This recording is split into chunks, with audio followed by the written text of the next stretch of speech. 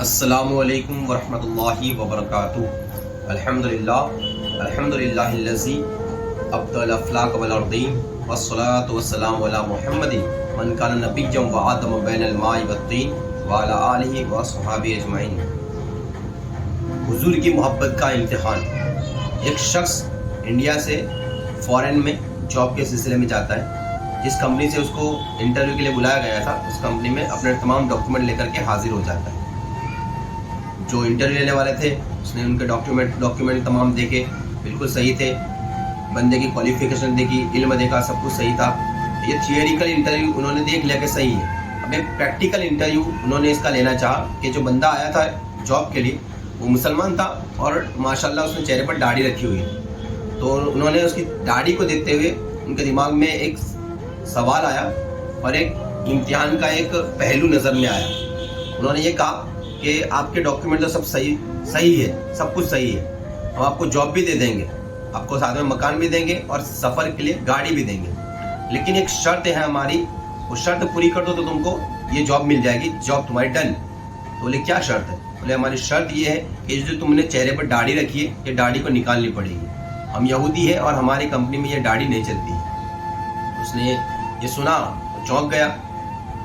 انہوں نے یہ بھی کہا کہ کوئی بات نہیں، تم کو ایک دن کا وقت دیتے ہیں، پورے 24 گھنٹے دیتے ہیں، سوچ لو سمجھ لو، اتنا لمبا سفر طے کر کے آئے ہو اور ایک داڑھی کی وجہ سے تمہاری جاب خطرے میں ہے، اب تمہارا فیصلہ ہے۔ تو اس نے کہا کہ نوجوان نے کہ ٹھیک کوئی بات نہیں، مجھے کل تک کا وقت دیجیے، میں سوچ سمجھ لوں اور پھر میں کل جواب دیتا ہوں۔ وہ آفس سے نکل گیا، گھر گیا، پورے دن یہ سوچتا رہا، کبھی اپنے آنے کے سفر کو دیکھتا رہا کہ میں اتنا لمبا سفر طے کر کے آیا ہوں، میں اتنا خرچہ ہو گیا ہے، گھر والوں کی میرے سے اتنی ساری ذمہ داریاں ہیں، مجھ پر ذمہ داریاں ہیں، میرے ساتھ اتنی ان کی وابستگی ہے، امیدیں ہیں، وابستہ ہے مجھ سے، تو داڑھی ہی تو نکالنے کا کہا ہے، مسلمان اسلام چھوڑنے کو تو نہیں کہا۔ تو اس نے داڑھی کو نکال دیا اور کلین شیو کر لیا۔ بولے پھر کبھی داڑھی رکھ لیں گے یا اس کے بارے میں پھر کبھی کچھ سوچ لیں گے۔ اب وہ دوسرے دن تیار ہو کر کے آفس میں جاتا ہے۔ جب وہ آفس میں جاتا ہے تو جو انٹرویو لینے والے تھے اس کو پہچاننے سے انکار کر دیتے ہیں، بولتے آپ کون ہیں، ہم آپ کو پہچانتے نہیں ہیں۔ اس نے سب بات کی کہ میں کل آیا تھا انٹرویو کے لیے اور آپ نے کہا تھا کہ داڑھی نکال کے آؤ تو ہم آپ کو جاب دے دیں گے، میں وہی بندہ ہوں۔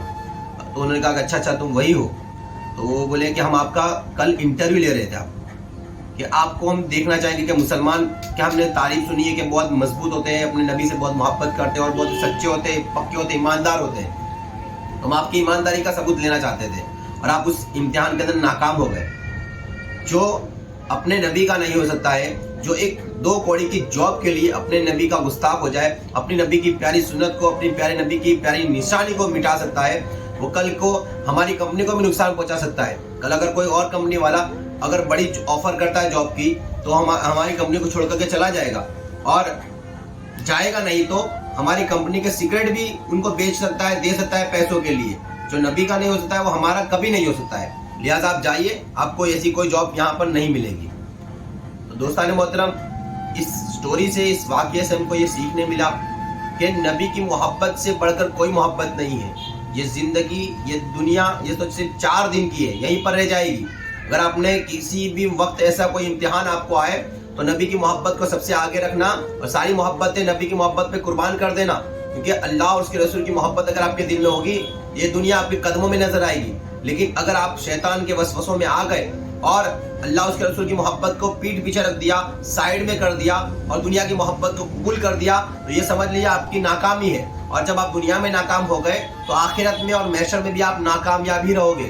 تو اللہ سے دعا ہے کہ اللہ ہمیں دنیا کے امتحان میں کامیابی عطا فرمائے اور اللہ اس کے رسول سے سچی محبت عطا فرمائے اور اس محبت میں زندہ رکھے اور اسی میں فنا کر دے۔ بہت بہت شکریہ۔ السلام علیکم ورحمۃ اللہ وبرکاتہ۔